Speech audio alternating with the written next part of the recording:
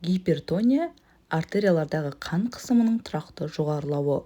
Бұл бірнеше ішкі жүйелердің теңгерімсіздігінен туындайды. Бірінші ол симпатикалық жүйенің белсеніп кетуі. Яғни стресс, эмоция немесе басқа себептерден симпатикалық жүйе белсенеді. Бұл біздің қорғаныс реакциямыз. Бұның әсерінен жүрек соғуы жиілейді, қан тамырлары тарылады, соның әсерінен қан қысымы көтеріледі. Екінші жүйе ол ренин, ангиотензин, альдостерон жүйесінің белсенділігі.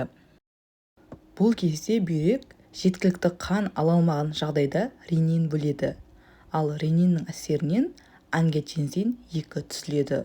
Бұл өте күшті вазоконстриктор, яғни тамырды тарылтқыш. Сонымен қатар альдостерон бөлініп, ағзада тұз бен суды ұстап қалады. Бұл сұйықтың көлемін арттырып, қан қысымын жоғарылатады. Ал үшінші жүйе қан тамырларының құрылымдық өзгерістері.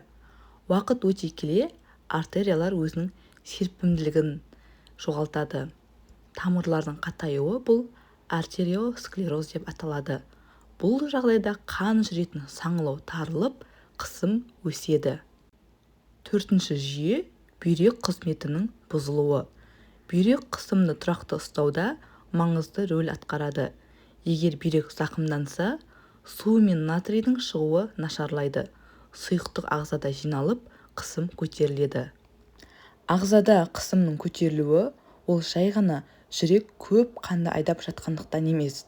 Бұл бүйректен басталып, жүйке жүйесімен жалғасатын, қан тамырлары арқылы әсер ететін күрделі процесс. Тамырлар тарылады, ағзада сұйықтық жиналады, жүрекке күш түседі. Осылайша қысым жоғарылайды. Егер осы гипертонияны емдемесе, оның салдары өте ауыр және өмірге қауіпті болуы мүмкін. Бұл жағдайлар біртіндеп дамиды, кейде ешқандай белгісіз өтеді, бірақ ішкі ағзаларға зиян келтіре береді. Гипертонияның емделмеген кездегі салдары. Бірінші инсульт, миға қанның құйылуы немесе қан айналымының толық тоқтап қалуы. Жоғарғы қысым ми тамырларын зақымдайды, олар жарылып кетеді немесе бітеліп қалады. Нәтижесінде инсульт болады. Сал болып қалуы, сөйлеу, көру, қозғалуының бұзылысы болады. Бұл гипертонияның ең қауіпті салдарының бірі. Одан кейін екінші миокард инфарктісі, жүрек талмасы. Жоғарғы қысым жүрекке жүктемені арттырады, жүрек бұлшықеті тозады. Тамырлар бітеліп, жүрек бұлшықеті өледі. Бұл инфаркт деп аталады.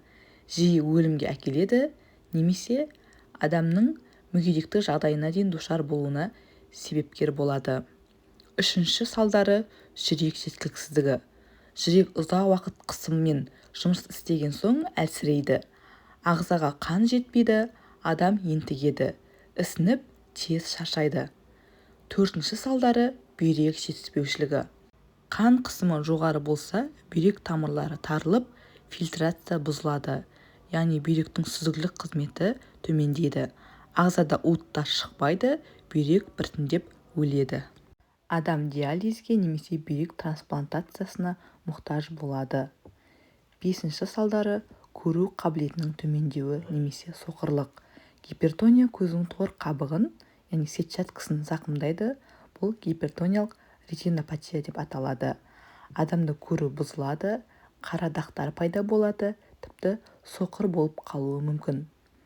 Ал алтыншы салдары мидың, жүректің, көздің және бүйректің ұсақ тамырларында, яғни капиллярларында өзгерістердің болуы. Бұл 4 орган гипертонияның басты нысанасы, яғни нысана органдар деп аталады. Гипертонияны 3 дәрежеге бөлеміз.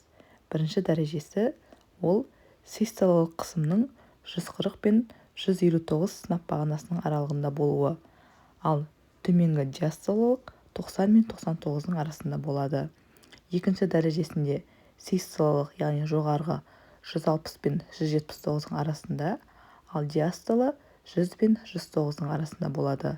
Ал үшінші дәрежесінде систола, яғни жүректің жоғарғы қысымы 180-нен жоғары, ал диастоласы 110-нан жоғары болып тұрады.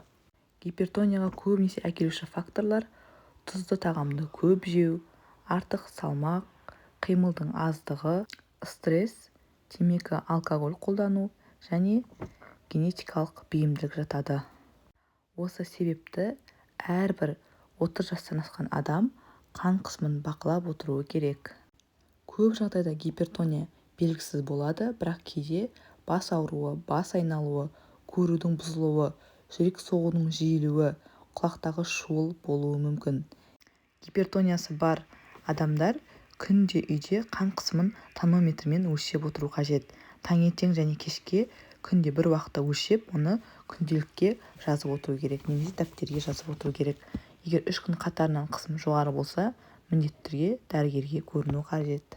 Табиғи жолмен қан қысымын түсірудің жолдары: тұзды тағамдарды азайту, артық салмақтан арылу, жаяу жүру, физикалық жаттығулар, стрессті басқару, темекі және ішімдіктен бас тарту. Ал дәрі-дәрмектер жолдарына диуретиктік дәрілер, бета-блокаторлар, АПФ ингибиторлары, кальций каналдарының блокаторлары сияқты дәрілерді береді. Емі жайлы толықтай және тиімді дәрілер туралы алдағы видеоларда айтамын.